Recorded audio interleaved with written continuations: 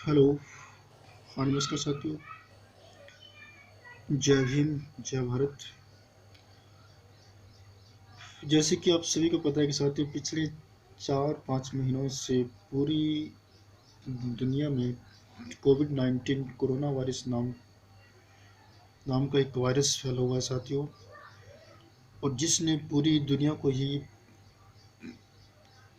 तबाह कर दिया है साथियों। लाखों लोग इससे संक्रमित हैं साथियों, और लाखों लोगों ने अपनी जानें गंवा दी हैं साथियों।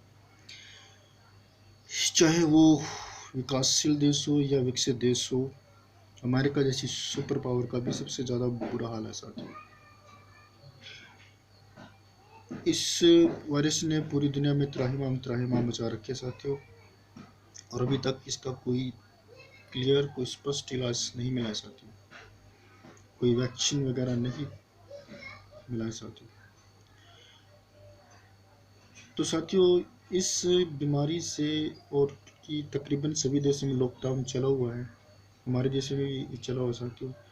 इस लॉकडाउन की वजह से मैं बात करूँगा उन उन तबकों की, उन लोगों की जो इससे ज़्यादा सबसे ज़्यादा प्रभावित हैं साथियों। चाहे उसमें गरीब लोग हों, मजदूर लोग हो। मजदूर वर्ग सबसे ज़्यादा प्रभावित है साथियों, क्योंकि मजदूर लोग एक ऐसा वर्ग है साथियों जो ताज़ा ताज़ा कमाते हैं और ताज़ा खाते हैं। वो डेली मतलब दिहाड़ी मजदूरी करके अपना गुजारा करते हैं साथियों। उसके बाद विकलांग है साथियों, जिनके पास कोई साधन ही नहीं है साथियों, घरों में बैठे हुए हैं, जो तकरीबन पेंशन पर ही आश्रित हैं साथियों। ये पेंशन का मेन साधन है साथियों। और इस टाइम इनको बहुत परेशानी हो रही है साथियों, बहुत ज़्यादा परेशानी हो रही है। उनके पास खाने पीने की भी समस्या हो रही है साथियों। उसके बाद बुजुर्ग और विधवाएं भी बहुत प्रभावित है साथियों। साथियों, कल मैंने कुछ वीडियो और कुछ फोटो देखी। जैसे हमारा संगठन है, काफ़ी पुराना संगठन है, विकलांग अधिकार मंच हरियाणा के नाम से। तो वो साथी कुछ साथियों की मदद कर रहे थे, कुछ राशन पानी दे रहे थे। अच्छी बात है साथियों, बहुत अच्छी बात है।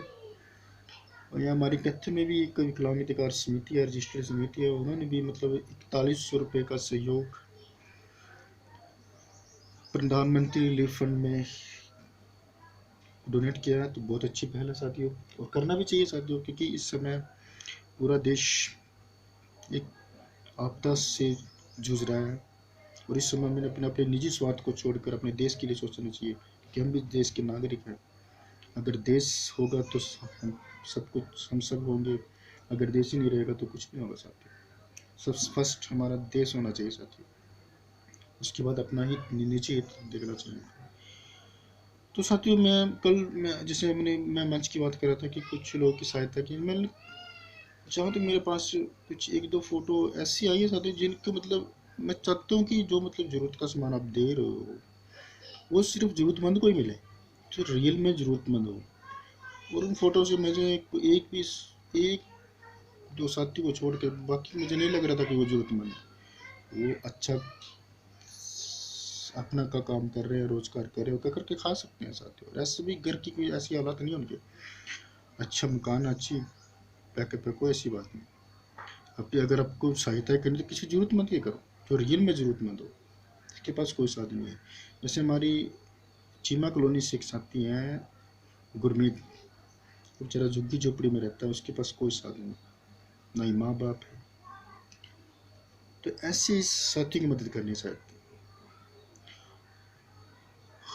और मैं सरकार से भी अपील करूंगा, केंद्र सरकार से भी और हमारी राज्य सरकार से भी, कि वो विकलांगों की तरफ विशेष ध्यान दें। और जो उन्होंने मतलब पेंशन, 1000 रुपये पेंशन बढ़ोतरी की बात की थी, वो भी उन्हें दें, ताकि उनकी कुछ मदद हो सके साथियों।